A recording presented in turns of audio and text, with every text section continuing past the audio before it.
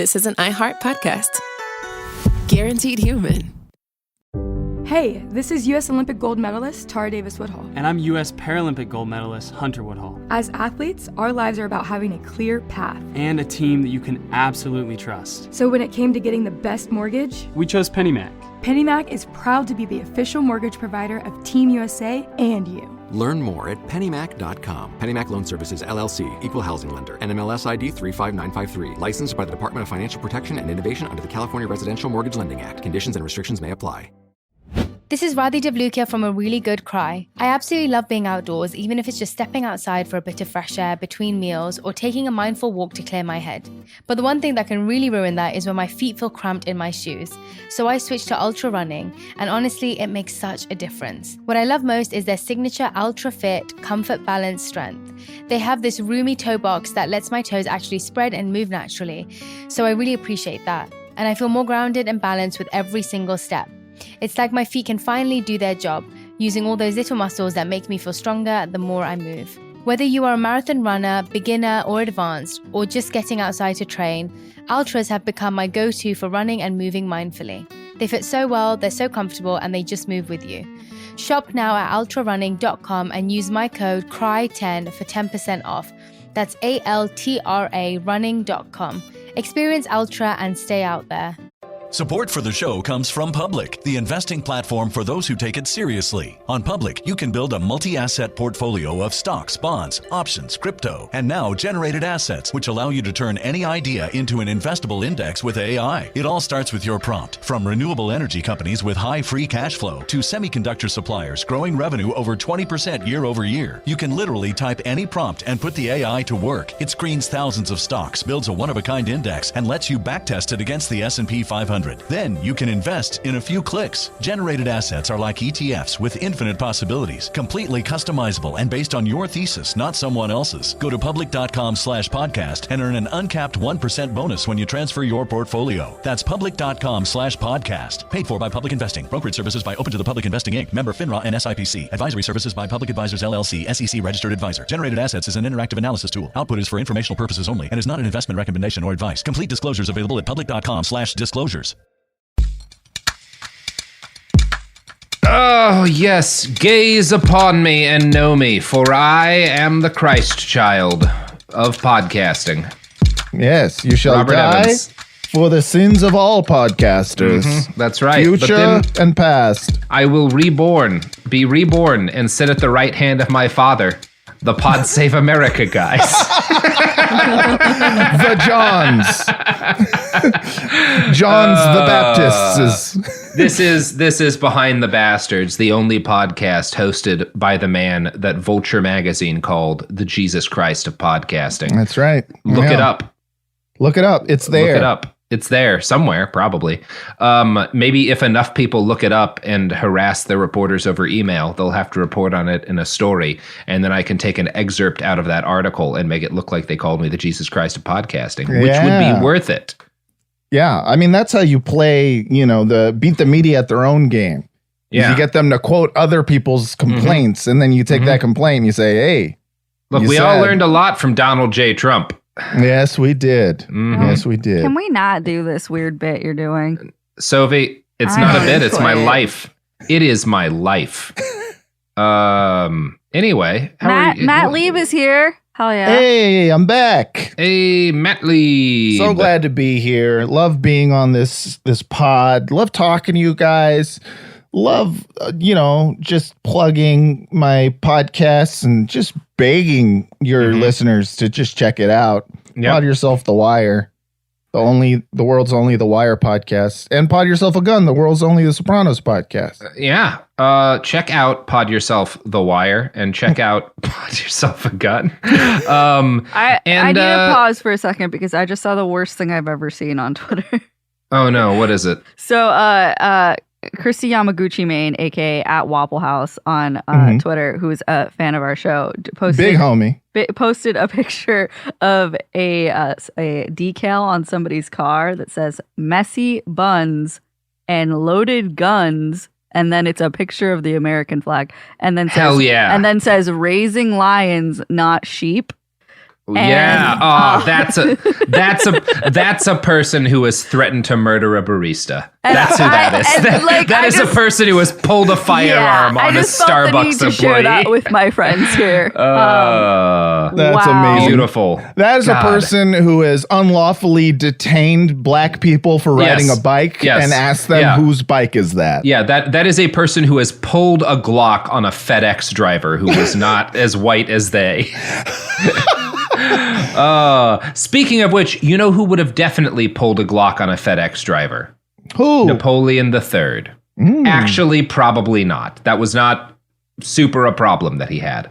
Right. But he might have shot one in the mouth. He would have shot one in the mouth, I'll tell you that much. This guy. I'll tell you one thing about this Napoleon guy. He loves some mouth shooting. Real mouth shooter, Napoleon III. He loves to shoot straight into the mouth. My favorite meme again, the shaking hands meme with Napoleon III and suburban Americans shooting people who absolutely shouldn't be shot. Shooting innocent people in the mouth in a panic. In a panic. Yeah. Yes. There's another hand holding. It's a third one. It's just the cops. Yeah.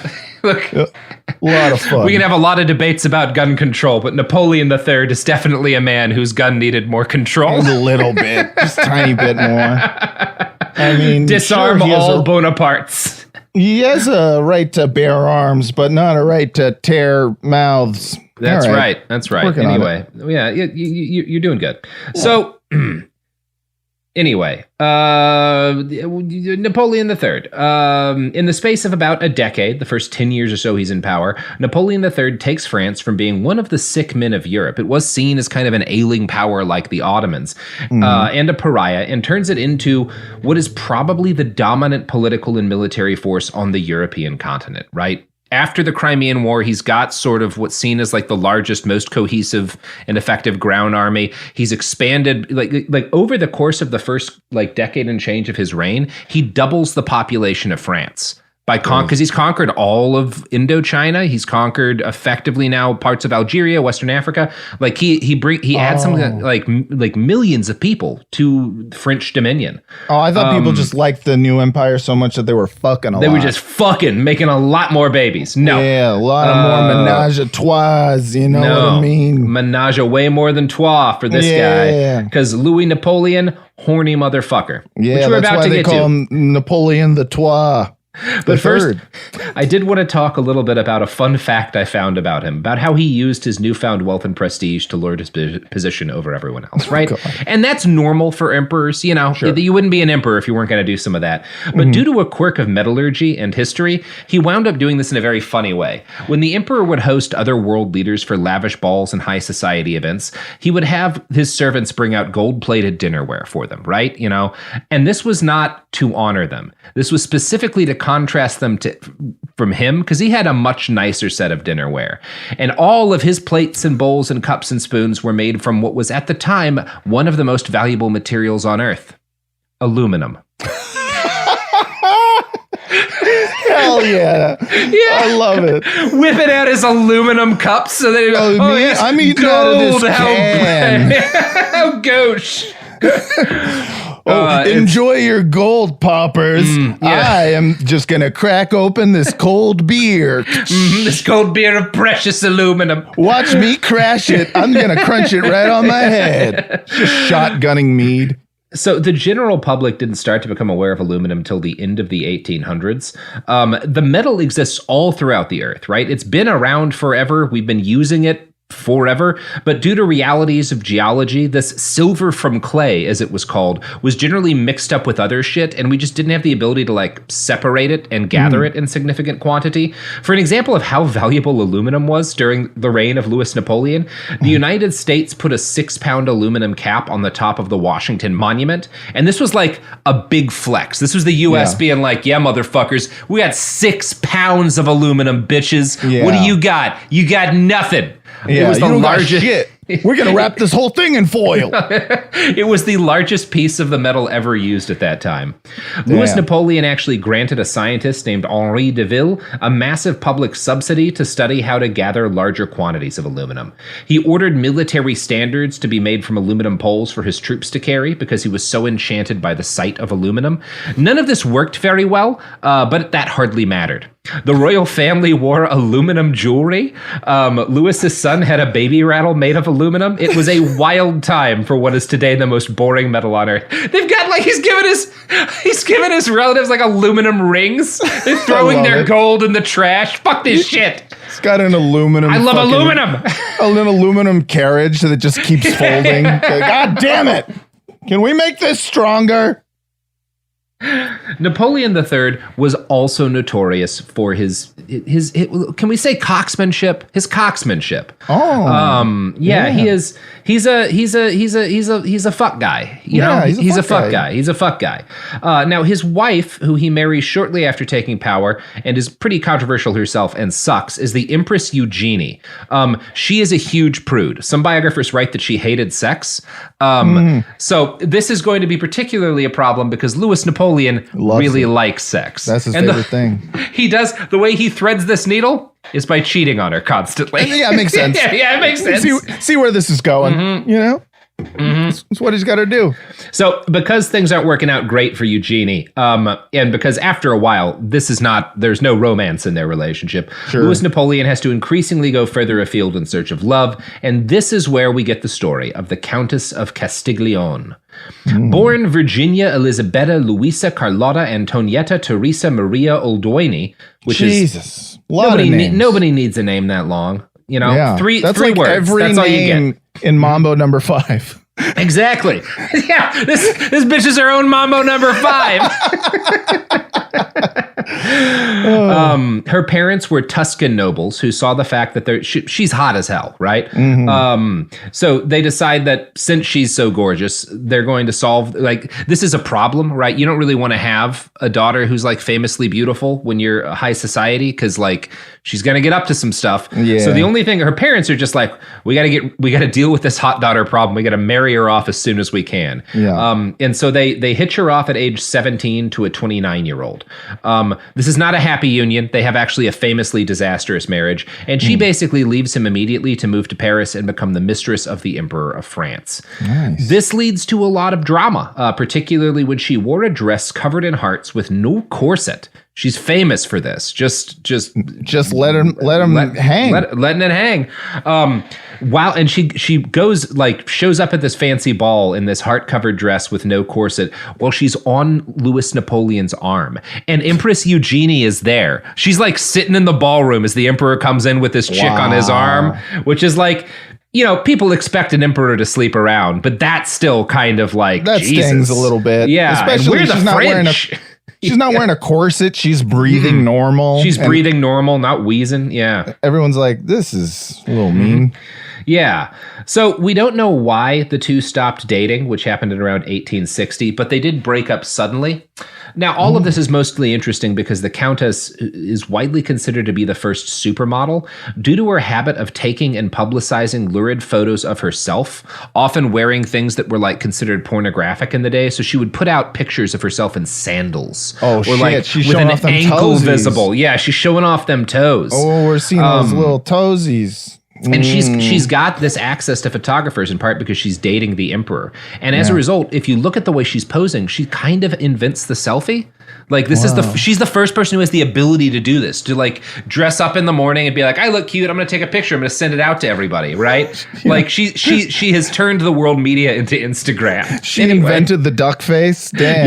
Yeah. She kind of figured all that out. So that's fun. Anyway, it's probably time to stop talking about court life and get back to everybody's favorite topic, blood-drenched imperialism. Yes. Oh, God. Isn't it good? You just to rub good, it all up good. into yourself, get it all in your crevices. A nice warm blanket of blood. Yeah, the bloodiest crevice in the French Empire at this point in time is Algeria. Now, in March of 1864, again, in 1858, they had quote-unquote pacified it, right? In March of 1864, tribesmen in the mountains of pacified Algeria launched yet another insurrection. Napoleon III was forced to send 25 25,000 more soldiers to the colony, just as he was planning to take his first royal trip there to embark on a new phase of investments in the area. All of this came at a bad time.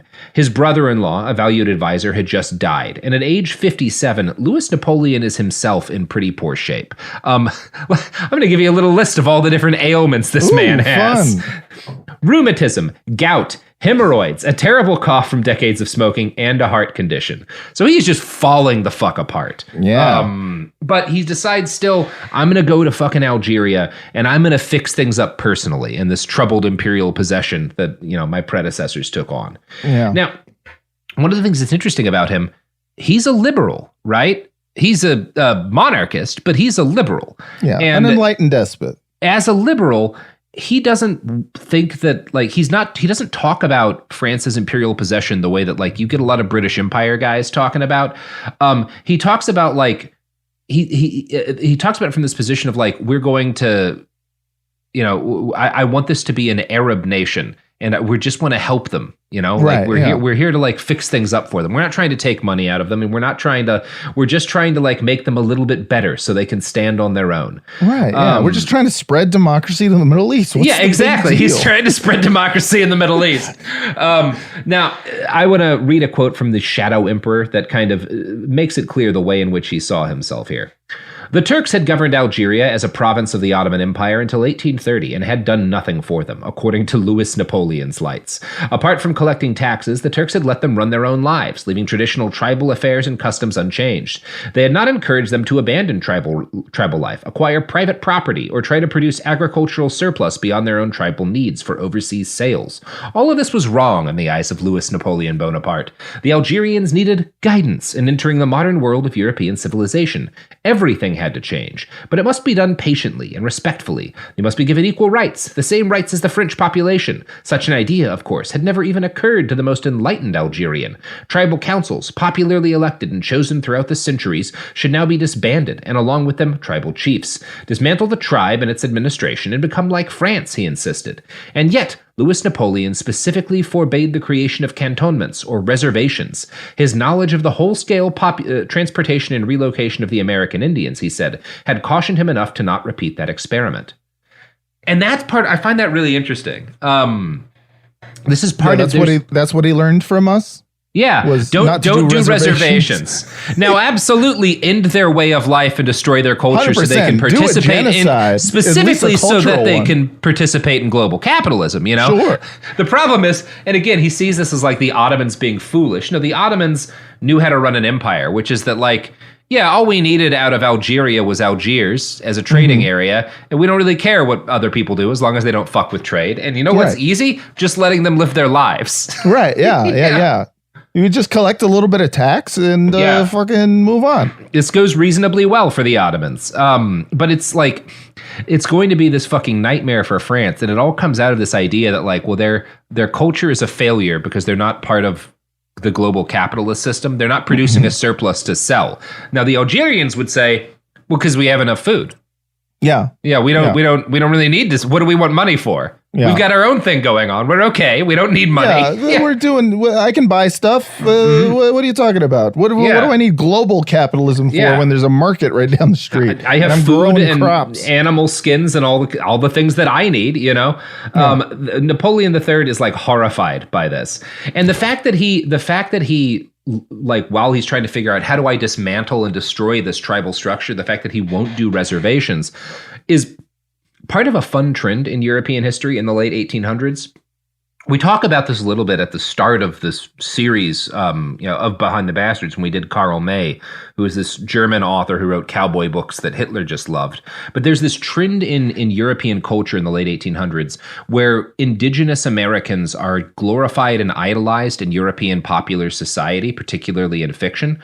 And there are a number of reasons for this. Some of it is just that, yeah, man, it was a real bad genocide that was fucked up. What was done, and what it was, is still being done, and that objectively tragic figures. Exactly, objectively a tragic thing that happened. But a lot of it also is that there's this growing anti-American sentiment, right? Mm-hmm. Some of it's because of the United States doing Manifest Destiny shit, but a lot of it's also just they're new on the scene and they're kind of gross upstarts. right? Yeah. So there's that aspect of it. And they get to avoid like all of the hundreds of years of European conflicts, you know? Yes, they get to just be over there. Yeah.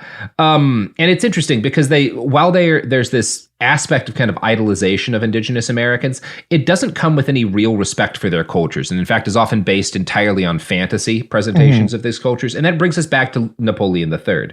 Louis Napoleon was adamant that he wanted the Algerians to rule themselves, and he would claim that his administration was simply a way to help raise them up to a point where they could exist as a modern nation. But in practice, this was an incredibly bloody process. See, people don't like having their way of life demolished by strangers at gunpoint. Right. So early in 1864, a tribal chief massacred 4 French soldiers, and the emperor's men responded by burning villages and rendering a huge chunk of the Oran province uninhabitable. Right? Lame. This is the process of bringing them democracy. They killed some of our armed men trying to destroy their tribes, and so we must burn villages. Hey, the tree of liberty's gotta be, watered by blood, yada yada, right? By the blood of the people you're freeing. Yes. Exactly, bro. In his writings on the colony, Louis sketched out grand dreams of democratic rights and institutions for Algerians patterned off the French system. And a lot of this has to do with, like, I want this, enlightened electorate, and I want this education system and all this. But most Algerians couldn't read or write, right? Because that's just not a part of their lives. A lot of their culture is passed on in an oral tradition, all that stuff. And as it happens, the system they already lived under was super democratic. It was, in fact, more democratic than either France or the United States at the time. Tribal councils, each of these different tribes was kind of governed by tribal councils that were made up of adult men who reached consensus on major decisions. This was a stateless system. These are not nations. And it's, not to say that it wasn't, like, again, it's all men, but so is the United States electorate, so is the French electorate at this point. It's not like anybody's good on that stuff. Right. And it is consensus driven rather than like we have these elections and one party takes power. It's these councils representing all of the families in the tribe figure out what to do and vote, kind of select representatives of the oldest, wisest men in order to help make calls about things like, when we go to fight against another tribe, or like if somebody encroaches on our grazing lands, or what to do if there's a drought. Robert, they're not wearing wigs. Yeah, they're not wearing wigs while they do it. So it's not democratic. Like, I don't see how this seems worse, because like, how are you going to make democratic decisions without like old white men and real wigs? Fucking big ass wigs? Exactly. They got to be huge and weird. Fucking massive wigs. Exactly, dude. This is one of the things I find this interesting, because this is a stateless system, and it was one that for a long time Algerians had been relatively peaceful and avoided starving. Right, the system like this, you can call these things like primitive if you want, like, and people that the fucking French sure do, but like this works for a lot of people for a very long time in a pretty tough part of the world. Geographically, Algeria is a complicated place to stay alive in. Yeah. It works pretty well. And by all accounts, life was relatively decent there before the French took over. Napoleon's attempts to impose a different way on life on a people who had never seen themselves as part of the same entity was always destined for failure. They didn't see themselves as Algerians because they weren't. They were just like some tribes living in an area. They someone just gave them labels, and they were just like, no, that's not what you're talking about. I think this is another area where like the things he'd been reading about Native Americans had colored his opinion, because he saw the Algerians as a race in decline, which is definitely how the Europeans looked at indigenous Americans, even though there was no evidence that they'd been in any kind of trouble under the Ottomans, right? They were not like having serious problems. It was, again, this is not a perfect, I'm not trying to paint this as like a fucking paradise, but like there was no evidence that they were having any particular kind of issues. But Napoleon's going to fix all that. He's going to give them some serious goddamn problems. And we're going to talk about that. But first, Matt. What? You know what Napoleon would love? Me to use my soundboard right now? That's right, baby. Sorry. No, what? What would he like? You should get a soundboard from Bill and Ted's Excellent Adventure. Stick a Napoleon Bonaparte in there. Oh shit! Fuck! Too late for that. But hey, do it in post. Yeah, just remember one of the classic lines from that movie, all of which I have forgotten at this point. Yeah, the guitar sound when they're excited. George It's Carlin also the sound they make weeping. when they come. Yeah, that's right. Think about Keanu Reeves coming and then buy some products. That's the way it sounds, baby. This podcast is sponsored by BetterHelp. I get it. February's full of flowers, candy, stuffed animals, and of course, expectations about Valentine's Day in particular and about relationships and dating in general. And these conversations, these expectations can feel overwhelming and stressful. No matter where you are, whether you're married or dating or single or just focusing on you, you're right on time. And therapy can help you find your way and see more clearly where you want to be. So if you're looking for a little bit of help figuring out things in your own love life, if you're looking for some help balancing things, therapy can be a great option, and BetterHelp is one option for therapy you should consider. BetterHelp therapists work according to a strict code of conduct and are fully licensed in the U.S. BetterHelp does the initial matching work for you so you can focus on your therapy goals. A short questionnaire helps identify your needs and preferences, and their 12-plus years of experience and industry-leading match fulfillment rate means they typically get it right the first time. If you aren't happy with your match, switch to a different therapist at any time from their tailored recommendations. BetterHelp is the world's largest online therapy platform, having served over 6 million people globally with an average rating of 4.9 out of 5 for a live session based on over 1.7 million client reviews. So sign up today and get 10% off at betterhelp.com/behind. That's betterhelp.com/behind.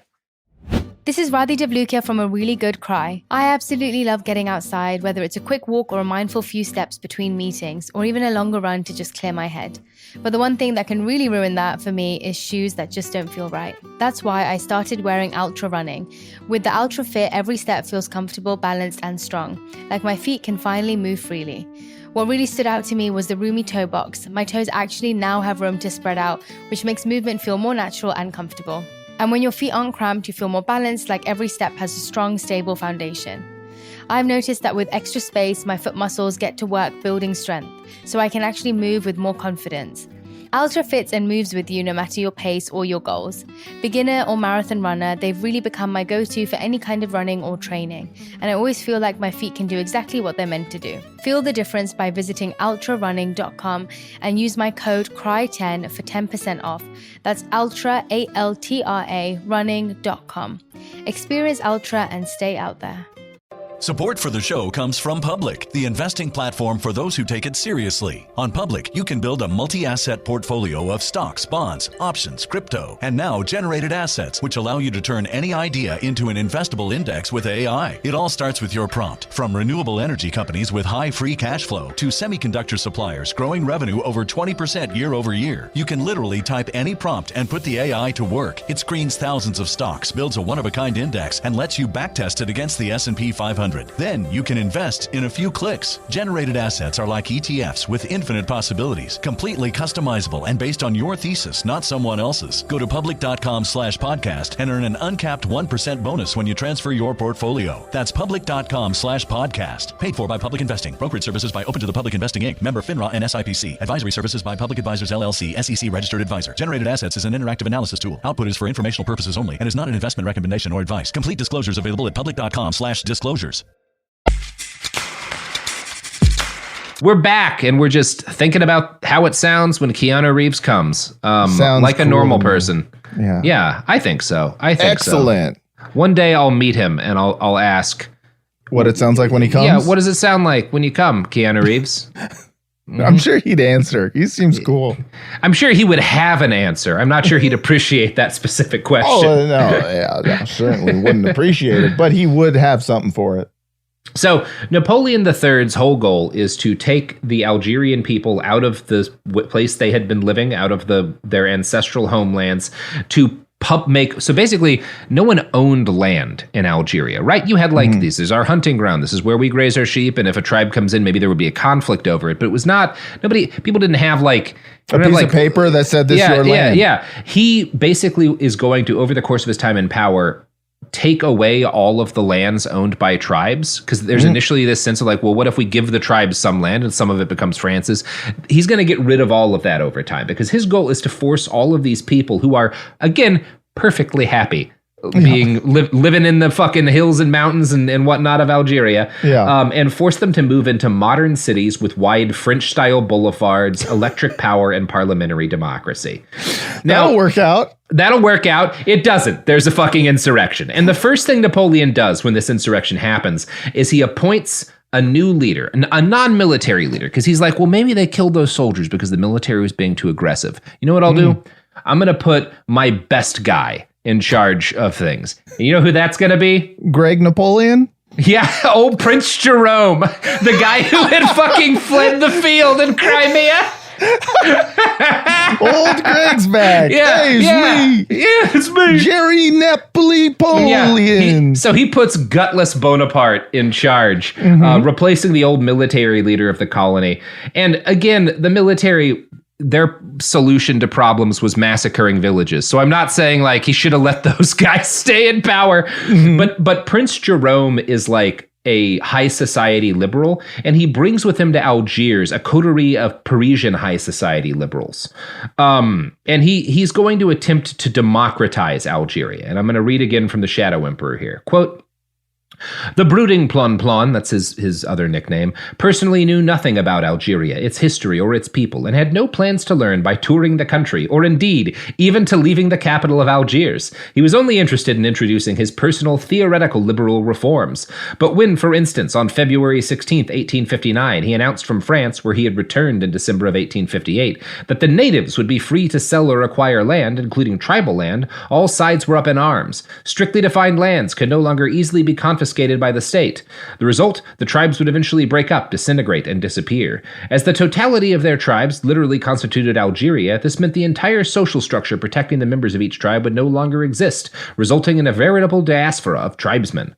And today, one of the big social problems France has is that there's this constant wave of people fleeing Algeria, which has caused a lot of particularly racists in France have a lot of issues with that. This is where that all starts, right? This is like why they come over to France, because the French emperor destroys the entire way social of life structure. And Yeah, social exactly. structure. And suddenly people have like nowhere to be. Yeah. Turns out that's a bad idea. I just wanted them to wear wigs and have papers that say, "This is my house." That's all. Yeah, and then they came to France, and all of the racists were angry about it for forever. Yep. So when this uprising starts in 1864, it's clear that Plon has failed. And when he visits Algeria, the emperor brings with him an authoritarian regime to replace Plon's liberal one, which was going to use terrible force to bring peace. He appoints a military officer, Patrice de McMahon, who goes on a spree of massacres. Despite this, Algeria's vast size and diffuse population proved difficult to control. The population migrations caused by land reform policies and waves of refugees from the fighting ran up against a horrible drought that hit in 1867 and 1868, devastating local agriculture. Next came a series of earthquakes, and then cholera and typhoid epidemics. These disasters had all occurred in the past and had been handled by Algerians through mutual aid, right? These tribes had ways of... This is the same thing you see in India when the East India Company takes over. Yeah. And destroy all these different trading agreements within villages, because people had always dealt with like bad times, and when one village doesn't produce enough food, other villages didn't tend to let them starve to death. Right. Tribes in Algeria work the same way, right? We take care of each other when things are really bad because that's just better for everybody. Napoleon III has destroyed all of these structures that used to protect people, that used to allow folks to deal with this kind of shit, in addition to killing a shitload of them. So the chaos of the upheaval of Napoleon meant that there was nothing in place to protect these people. More than 300,000 Algerians die in a 4-year period. This is from disease, along with 350,000 who are killed by the military in an ethnic cleansing. This amounts to 1/3 of the Algerian population pre-Louis Napoleon. Shit. Yeah, this is like pretty bad genocide. Yeah. So, you know, that's if you're wondering why Algeria's had a rough time of it in the last century or so. There's a little history to it. Yeah. Might be a little bit of history there. Might be a little bit of context you're missing out Might be on. a super obvious, might be entirely France's fault, right? Well, if it ain't broke, fix it. They're not wearing wigs. Yeah. Well, now they are. So, at around the same time, while all this is going on in Algeria, Louis Napoleon is fucking around in a weirdly similar way in a completely different part of the world. Mexico. Now, as I'd said, he spent years, most of the early 1860s, trying to convince Maximilian Habsburg to become the Emperor of Mexico. They're talking about this for years. Now, Maximilian is an interesting dude. Again, he's the younger brother to Franz Joseph, the Emperor of Austria-Hungary, who Louis had recently bested in a war. And Max had kind of a fraught relationship with his brother. They were close as kids, but as they get older, his brother thinks that he's gunning for the throne, and so keeps trying to foist him off on these do-nothing jobs. Maximilian is kind of running Austria and Italy for a while before he gets overthrown, basically. And when he's kind of running Austria and Italy, he's trying to be like this liberal, right? Where he's like, well, maybe they'll like being ruled by Austria if I introduce reforms. And that never works because people don't like to be ruled. Yeah. But anyway, it's like, no, but you can have some speech. Yeah, not against the Austrian dynasty. No. Let's not get crazy here. Yeah. Anyway, it doesn't work great. He gets run out of town on the fucking rails. And Louis, he's got this, his older brother kind of wants him away. And so the idea, Franz Joseph actually winds up backing Napoleon's plan to make him the Emperor of Mexico for a while. Cause he's send him across the sea. Get the fuck out. Well, in part because he can make him sign a contract saying, I give up my right to inherit the Habsburg throne. Oh, very nice. Because you can't, be the king of the Emperor of Mexico and be the emperor, in line for the Empire of Austria-Hungary. Oh, sorry. Arbitrary rules are arbitrary rules. Yeah.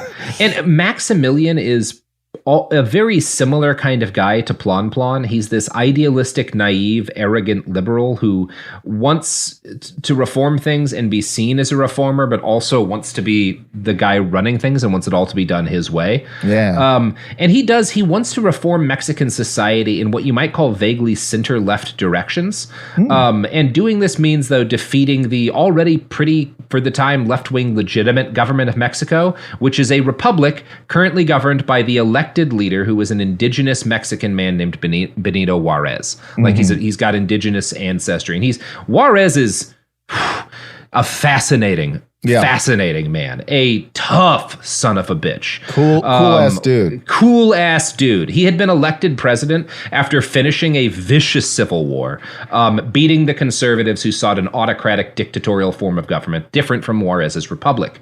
So Maximilian, he wants kind of a broadly similar social structure to what the Mexican Republicans are pushing. He just wants to run it, which is it's not like that Mexico had this horrible dictatorship. They had just fought a war and a republic had been elected kind of along the lines that Maximilian thought was good. He just wanted to kill them and do it himself. Yeah. He's like, okay, but what? You guys got this Mexican doing the job. This is the problem. They come here, they're taking our president I'm a Habsburg. Look at my chin. It's funny. This guy isn't even inbred. What the fuck? People will make Habsburg chin jokes at Edward Habsburg on Twitter, and he'll always respond by get another joke, guys. And it's like, well, that's the joke because your family ruled the world while constantly fucking each other and producing kids who couldn't functionally rule the countries they were born to inherit, and it led to millions of deaths. Millions and millions of deaths. That's the joke, Edward. Yeah.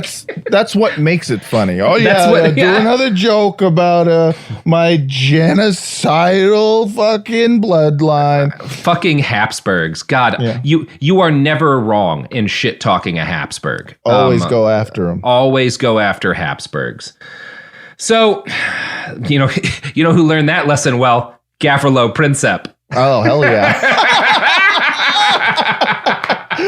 Oh, yes, he did. Oh, God. We love a Habsburg dropping king. We love a good dead France Ferdinand joke. Yeah, good stuff.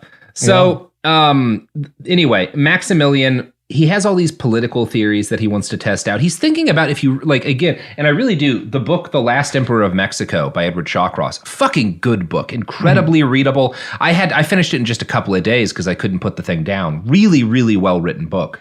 One of the points that he makes is that, or at least the way in which I interpret Maximilian as being, based on the way he portrays him in the book, is a guy who has all these little fun theories about how he might run a country, and he almost approaches being the Emperor of Mexico as playing a game of Civilization. Yeah, like right. He's excited to try a new thing out in his game. But he draws a hard line with Louis Napoleon, which is that he won't agree to go to Mexico and try to be the emperor unless the Mexican people themselves acclaim their desire to be governed by him.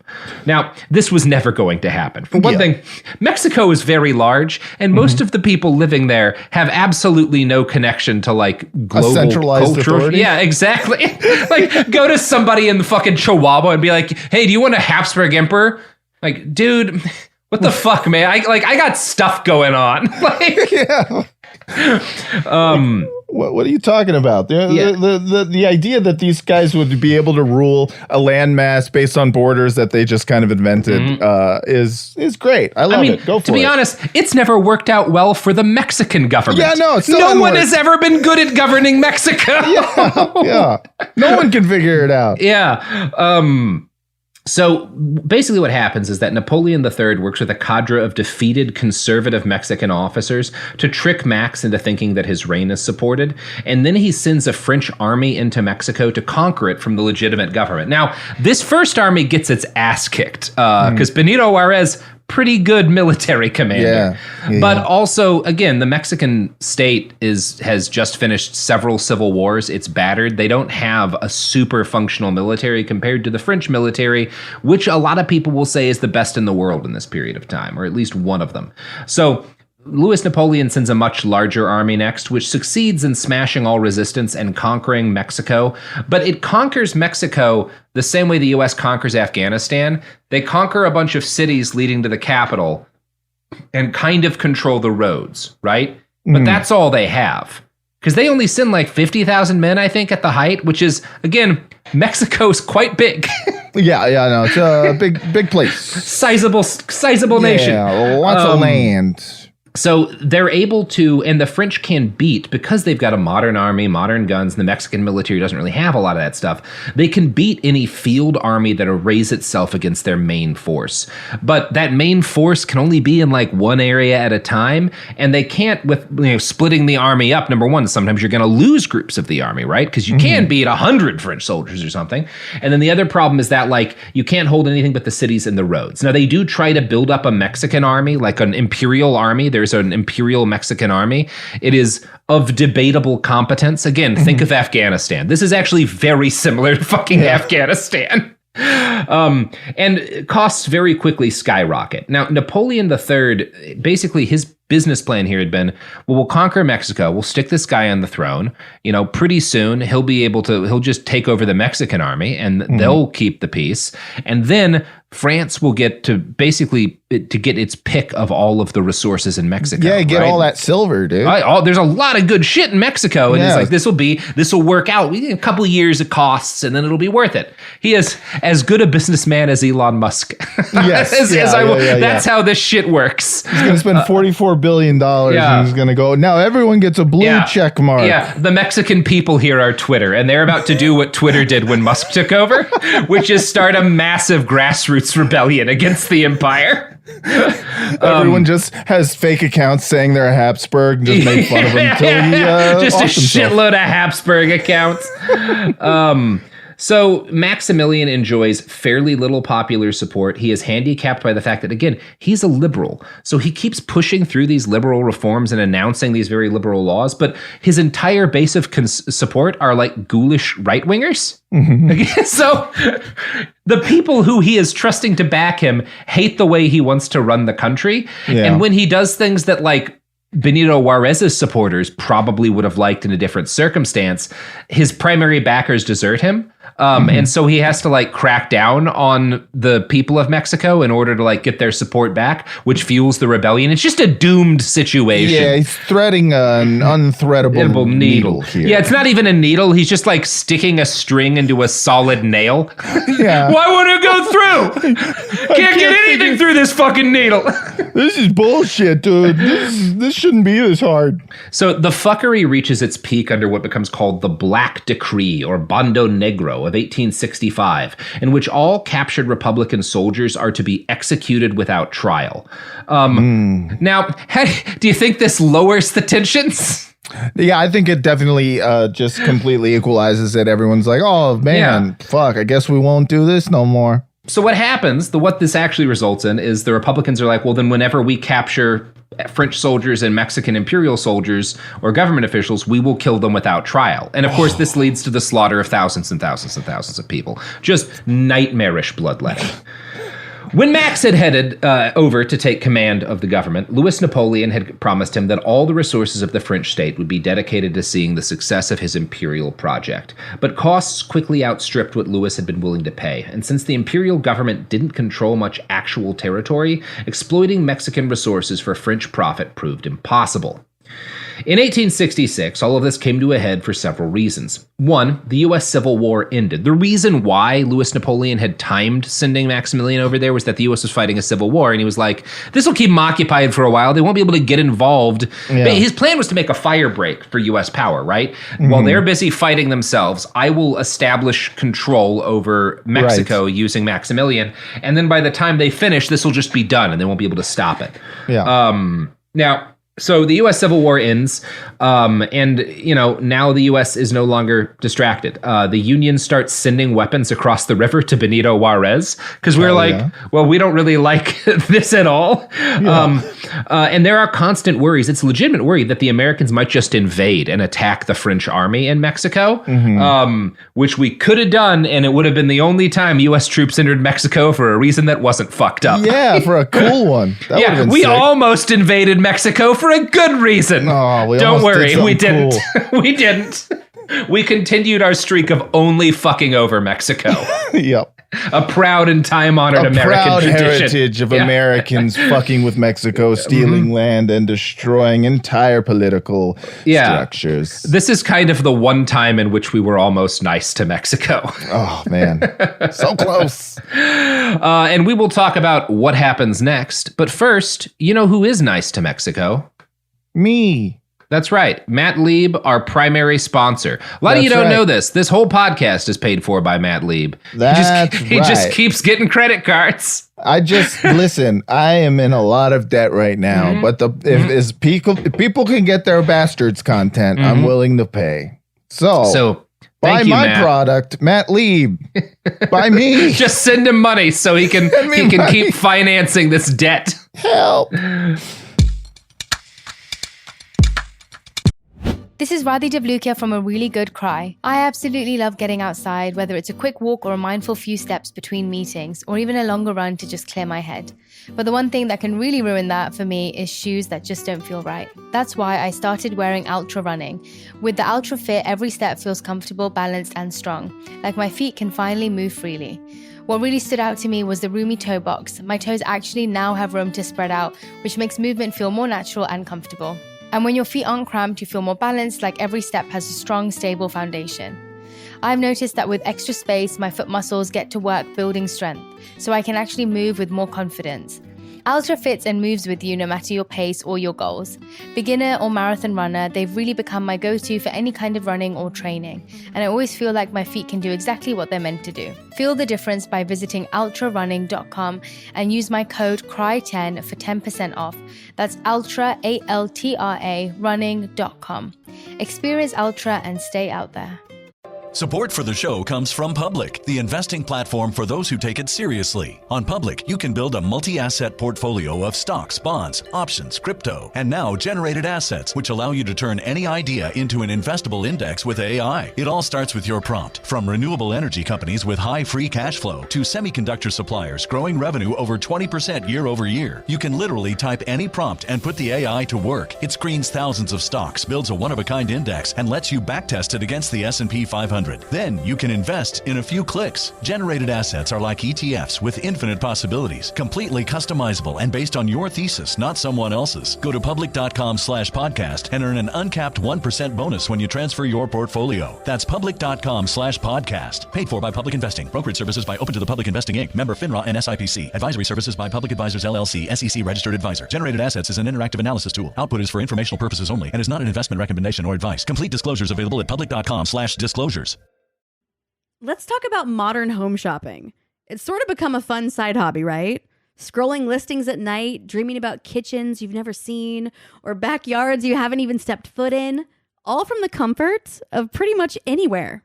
Redfin knows a lot of people like you want to own, but are stuck in this browsing mode loop. That's where Redfin flips the script. With listings that update within minutes and tours you can book right from the Redfin app, you can see your dream home the moment it appears. Now, liking a listing is easy, but actually landing it, that's where Redfin comes in. Redfin has over 2,200 agents with local expertise. And Redfin agents close twice as many deals as other agents. That means they want to help you win, not just window shop. Redfin is built to help you go from just looking to wait, this could actually be home. So become the newest neighbor on the block.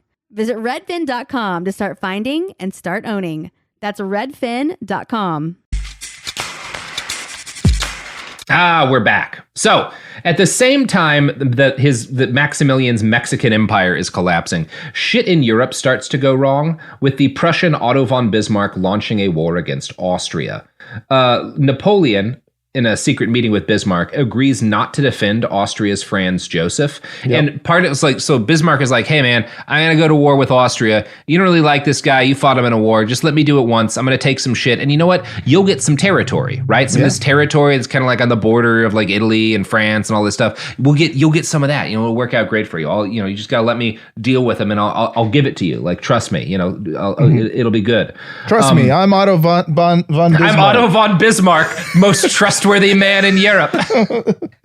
So Bismarck, Napoleon decides to do this because number one, I'm going to get some land out of it. That'll be good. And number two, this is going to be years, right? Austria and Germany fighting each other. They're basically equal. You know, they'll be locked into this brutal. It'll weaken both of them, and then France will be even stronger.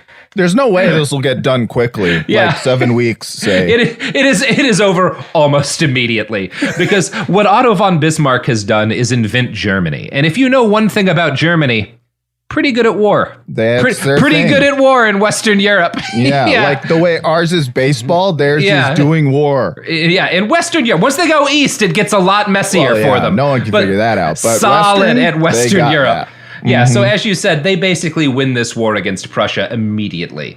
And then as soon as they do, Napoleon's like, so how about that territory that you guys said I could get? And the fucking Bismarck's like, what was that? Huh? What was that? Oh, you didn't. I said psych afterwards. Did you not hear when I said psych? And going into this, prior to the start of that war with Austria, the kind of assumption everyone else would have made is that like France was the premier land power in Europe. But part of what Napoleon III and everyone else realized when Prussia goes to war with Austria is that like they got like 700,000 guys they can call up. And they're like, they're pretty good at this. Right, yeah. This is actually a very frightening situation. I've just realized, and tens of thousands of my best soldiers are in Mexico. Yeah. Oops. Yes. Fuck. I didn't realize that you guys would get like really good at this. This has all gone terribly for me. Yeah. So he Louis Napoleon is suddenly much less interested, pouring men and resources into Mexico. He begins pressuring Maximilian to abdicate, but Max doesn't want to leave his empire. He's dedicated to it. And the brave men fighting for him, he's very delusional is what's actually happening. I learned Spanish and everything. Like, you want me to leave now? I have a castle and everything. Yes, I have a hacienda and I habla español. Yeah. I don't understand why I have to leave now. People love me. It is very funny because he like tries to eat a Mexican meal as soon as he arrives and he gets sick because it's too hot. Like, man, you can't eat fucking chilies and you think you're going to be the emperor of Mexico. My God. Sweating his ass off like he's on Hot Ones. Yeah. What a bitch. Yeah. So Louis Napoleon, is about to abandon him. I'm going to quote from the last emperor of Mexico again here. In August, Napoleon III tried to claim the territories that Bismarck had promised, but the Prussian chancellor responded with the diplomatic equivalent of laughing in the French emperor's faces, pointing out that the Prussian army was already mobilized. Now it was war not only on the other side of the Atlantic that Napoleon III had to worry about now, but across the Rhine, where Bismarck marshaled the forces of German nationalism behind a militaristic regime. France was in a state of feverish crisis, crisis, and attacks on Napoleon III's policy towards Prussia were rife. Even Napoleon III's wife, Eugenie, berated him for being outwitted by Bismarck. The last thing the French emperor wanted was an unpleasant reminder of another unpopular foreign policy disaster.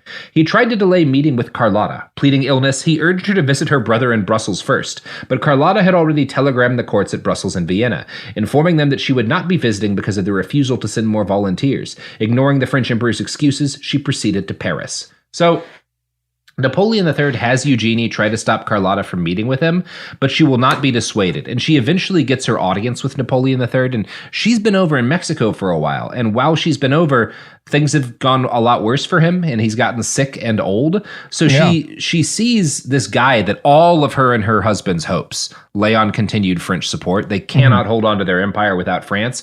She suddenly realizes that he's fucked.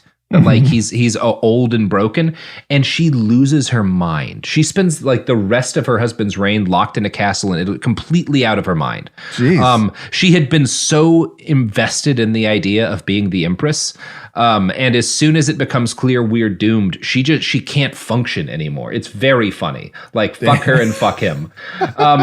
Maximilian, meanwhile, being equally deranged, tries to continue the fight as French troops began to withdraw. And I will give him credit for this. Unlike Plan Plan, he kind of ends on a courageous note. Like he leads his army into a disastrous battle where they're under siege in this city for weeks.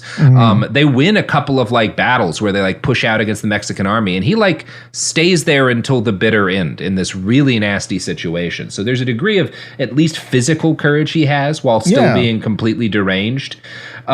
He gets captured and executed. They fucking shoot his ass. They firing squad. And Benito Juarez, again, the whole world, all of the governments of the world start like begging Mexico, start sending people to Benito Juarez saying, please don't kill him. Don't kill him. He's a Habsburg, you know. He's a Habsburg. The American president's like, guy, don't do this. Don't do this. But Benito Juarez, being rad as shit, is like, look, man, he was the emperor. He passed the Black Decree.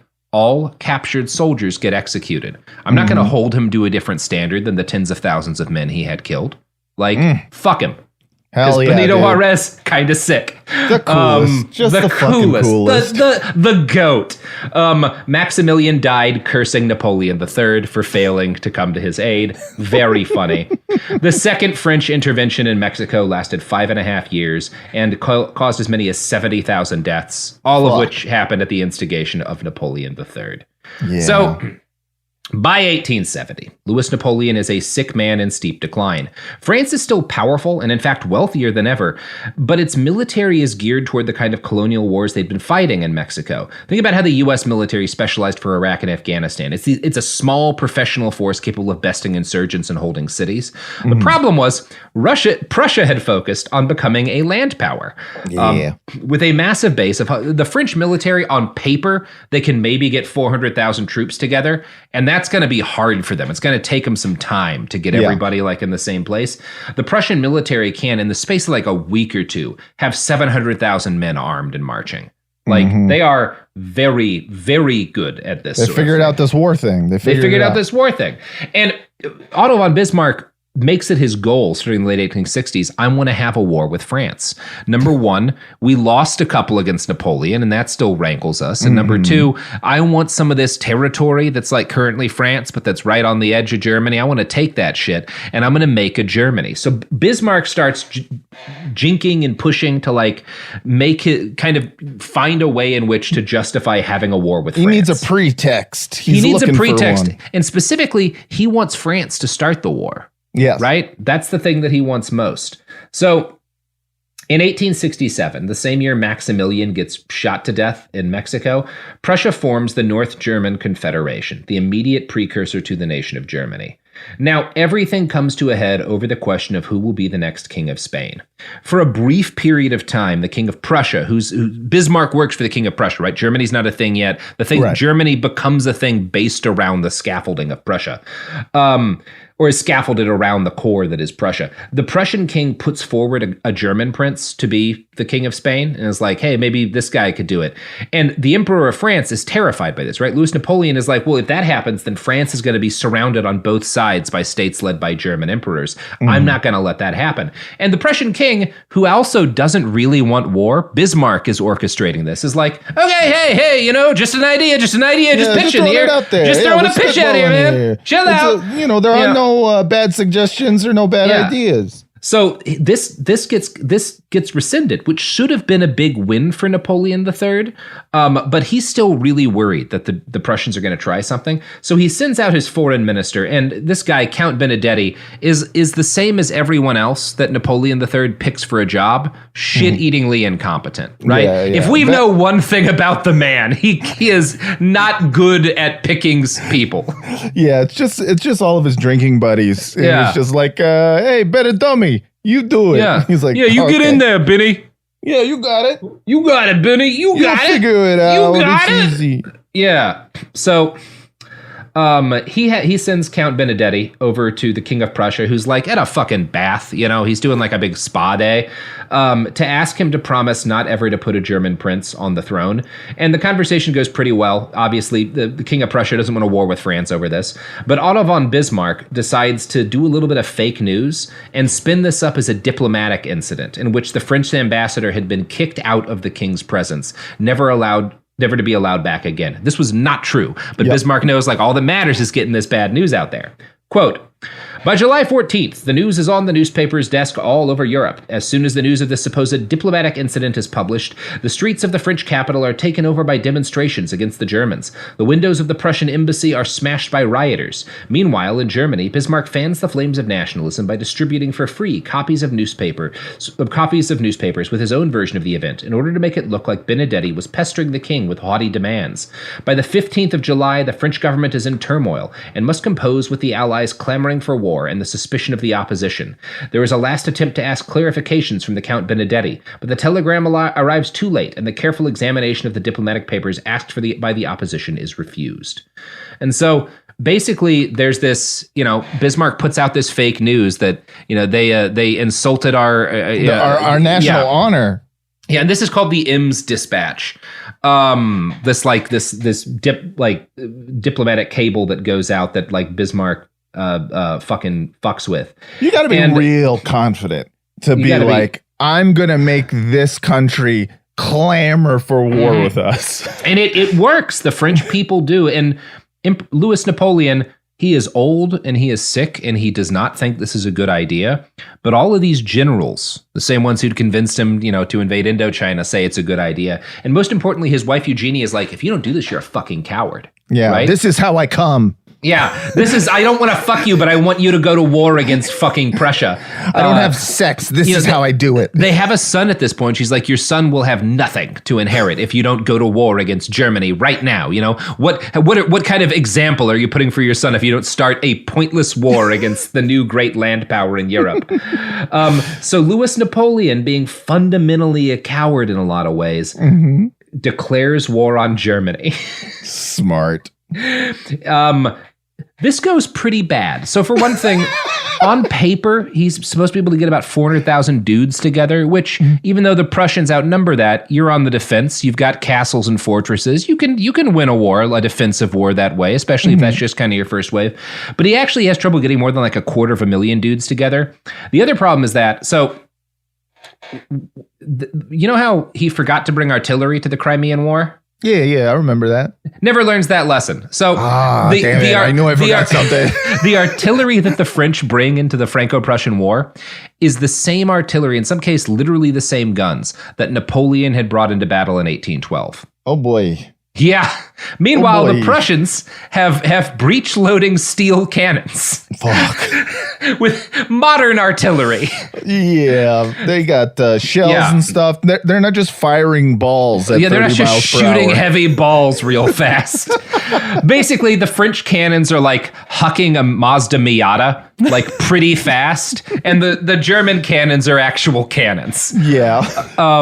The other thing that's a problem, so the French aren't entirely it's not like they're entirely behind the curve militarily. They've just been optimizing for these little brush fire wars. So one thing they have on their side, the French regular forces, these colonial troops, have the best rifle in the world at the time. Just the Germans are astonished at how well this fucking gun works. It's a great infantry rifle. Very few of their soldiers actually have it, right? The actual territorial French army just has old-ass muskets. So anyway, he goes with this army to command it in the field. Because again, Eugenie basically tells him that he's a fucking cuck if he doesn't go lead his army into battle. And he is dying of hemorrhoids, right? His fucking gallbladder is exploding. And hemorrhoids. He can't sit. He can't stand.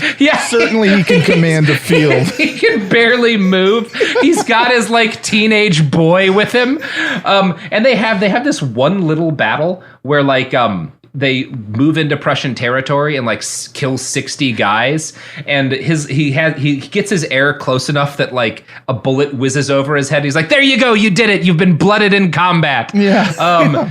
And then they try to do a battle in a place called Sedan, and this is not a military history podcast, but it doesn't go well. In short, they get their asses absolutely handed to them. Yeah. For all of military history since the age of Hannibal, one of the things that generals will talk about is doing a Cannae, right? Cannae is this famous battle where there's this 100,000 man Roman army and Hannibal surrounds it completely and then just spends a day butchering everyone slowly to death inside it. It's one of the most famous victories in all of military history. The Germans do a Cannae at Sedan. They surround the entire French military and kill quite a few of them. And this is actually kind of one of the last acts of heroism of Louis Napoleon. Maybe the only one, I guess would probably be to say, is that his generals are like, no, we've got to fight until relief comes. We've got to keep it going. He looks out at what's happening. He's like, there's 90,000 men here, and the Prussians will kill them all. If we keep fighting, they will kill everyone here unless I personally surrender. Yeah. Now, this isn't the first thing he does. In fact, he attempts to get himself killed by Prussian fire multiple times before he does this. He does go for suicide again. That is our boy. And I love how many times he fails at getting shot. He cannot kill himself. He does get his aide-de-camp gets killed, and two of them get wounded when he just kind of stands in front of these Prussians' guns, but he doesn't get hurt at all. So He tries to kill himself. He accidentally shoots 2 more people in the mouth. He shoots another French soldier right in the fucking throat. Very funny. So yeah, he eventually goes to the Germans and is like, "Hey, you know the Emperor of France?" And they're like, "Yeah." And he's like, "He's me." And they're like, "Seriously?" Yeah. They have no idea that he's there. They don't know that so this is a real dub for the Germans. Oh, sure. Yeah. Oh, sure. We capture the Emperor. And he when he surrenders, basically one of the conditions he does under is that he is surrendering his army. He's not surrendering for the nation of France. Right. And very quickly after that, the French respond by having a revolution while they're fighting and losing this war. Yeah. And he is no longer the Emperor of France. He spends some time in custody of the Prussians. They lock him up, but rich guy style, he's in some sort of castle. Yeah. Nice prison. He's writing stuff. He's fucking, he's living his worst life. Yeah, he's living his worst life. His family has to deal with the fact that they are no longer running France. France kind of falls apart. The Germans lay siege to Paris. People are eating rats. People are eating rats. It is ugly, and it does not leave the people of France very well induced towards Napoleon III, although he never gives up hope of proclaiming another empire. He goes back to exile in England, and he spends the last couple of his years, he is actively working on another plan to return to France and take over the monarchy yet again. But then he dies in 1873, just before he can try his 4th coup attempt. Oh, man. That would have been, honestly, I think that time he'd have gotten it right. I think he would have gotten it right that time. I think it would have worked out. Everything would have been good. France could have been saved. One of the sad things is he gets attacked a lot by the French and by particularly conservatives in France for surrendering at Sedan. Mm-hmm. His last words are, "We weren't cowards at Sedan, were we? Which is like, no, dude, that was like the only thing you did that wasn't craven. The only thing you did that was actually putting other people's lives before your own. Yeah, that was like the first time like that empathy bone that your dad tried desperately to instill into you. Yeah, really gave everything he could while still being an absent father to push into you. I mean, hey, at that time, that's the best kind of fathering you can have. He is Louis Bonaparte is the best father we've talked about on this show. 100%. I feel 100%. confident saying that. Yes, just based on those like letters alone, you're just like, oh yeah, he wasn't there and was like, I don't love you and I think you're dumb, and said it to his face. And I think, what did he say? Read your book, hated it, hated it, stupid book. How dare you think you could write this? Still, best dad. World's best dad so far on the show. Yeah. Well, Matt, that's the podcast. Well, that is a wonderful story of a great fail son. And, the failest of sons. The failest of sons. I mean, you've got to hand it to him. He was able to actually achieve just enough to fail spectacularly. Yeah. Getting captured is just chef's kiss. Yeah, that's a beautiful way to end your empire. Being captured and giving everyone Germany. Yeah. Inventing modern Germany. Yeah. That's, hey, how's that going to go for the future? You think? I actually stopped reading my German history textbook in after August 1st, 1914, but it's going well. Yeah, so far so good. Yeah, I would love to meet whoever the current Kaiser is over there. Yeah, I'm sure he's cool and has been in power and stability and peace. That sounds like the Germany I probably know. Oh, God. This was a fun one. It wasn't about Nazis, but it was about proto-fascism. And I love that. It is cool. It's cool and good. Matt, can people find you anywhere? You can find me on the world's only The Wire rewatch podcast, Pod Yourself the Wire, or the world's only Sopranos podcast, Pod Yourself a Gun. And once again, we're doing a live show at SF Sketchfest Saturday, January 28th at 10 p.m. over at the Piano Fight Theater. Go to sfsketchfest.com and please buy tickets, because it would be embarrassing if no one came. It would be embarrassing. Go there. Go now. Find Matt Lieb at SF Sketchfest. You can see me in person. Yeah. You can assassinate me. Yeah. Sell your possessions. Fly to San Francisco. Live on the streets in the weeks leading up to the event. You should. And then kill me. Murder him. Murder me, please. And also, give us 5 stars in a review. That's really all I want. There's enough listeners out there on this podcast that I should be able to break 1,000. Come on. There we go. All right. Yeah, those are my plugs, guys. I love you. I love you too. I love you more than my 5-week-old daughter. Yeah. I don't think that's true. Not true, but I want you to think it's true. Mm-hmm. Yeah. There you go. Gaslight me. Poppy. Yeah. Gaslight me, daddy. We have a Behind the Bastards live stream event coming up with Margaret Killjoy on December 8th at 6 p.m. Pacific. You can get tickets at momenthouse.co/BTB. Heroic. Erotic. Yep. Check it out. Yep. I'll be there watching on the live stream. You don't have to do that. I'm gonna be in the comment section going, kill me, please. Do it. And no one will be able to do it. I'm like Napoleon III in that way. And we are done. Boom, shakalaka. Behind the Bastards is a production of Cool Zone Media. For more from Cool Zone Media, visit our website, coolzonemedia.com, or check us out on the iHeartRadio app, Apple Podcasts, or wherever you get your podcasts. This is Radhi Devlukia from A Really Good Cry. I absolutely love getting outside, whether it's a quick walk or a mindful few steps between meetings, or even a longer run to just clear my head. But the one thing that can really ruin that for me is shoes that just don't feel right. That's why I started wearing Ultra Running. With the Ultra Fit, every step feels comfortable, balanced, and strong. Like my feet can finally move freely. What really stood out to me was the roomy toe box. My toes actually now have room to spread out, which makes movement feel more natural and comfortable. And when your feet aren't cramped, you feel more balanced, like every step has a strong, stable foundation. I've noticed that with extra space, my foot muscles get to work building strength, so I can actually move with more confidence. Altra fits and moves with you no matter your pace or your goals. Beginner or marathon runner, they've really become my go-to for any kind of running or training, and I always feel like my feet can do exactly what they're meant to do. Feel the difference by visiting ultrarunning.com and use my code CRY10 for 10% off. That's ultra, A-L-T-R-A, running.com. Experience Ultra and stay out there. Tired of spills and stains on your sofa?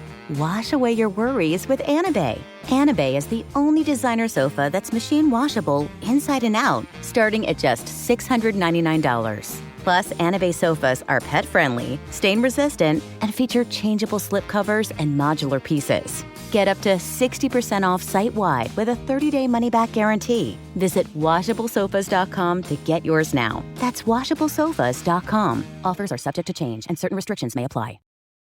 A BetterHelp ad. We get it. February is full of flowers, candy, and, of course, lots of talk about relationships. It can feel like everyone else has it all together in their love lives. But the truth is, we're all still figuring it out. Whether you're working on your marriage, navigating the dating apps, or prioritizing staying single, no matter where you are, you're right on time. Therapy can help you find your way and take some of the pressure off yourself so you can determine what you want, what feels heavy, and how you can feel lighter. Just a little bit of outside perspective from a professional can lead to new understanding and a lot of progress. So the next time you're feeling iffy about your love life, try therapy with BetterHelp and see where it takes you. And remember, you're right on time. Visit BetterHelp.com for 10% off. That's BetterHelp.com. This is an iHeart podcast. Guaranteed human.